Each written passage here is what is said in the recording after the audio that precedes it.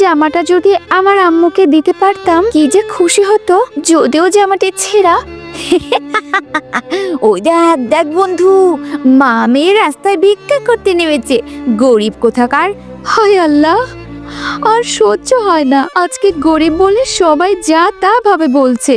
আমরা তো কারো দোষ করিনি। না, অনেক হয়েছে, আর বসে থাকলে চলবে না।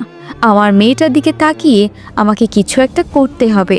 ওরে কম্পিটিশন!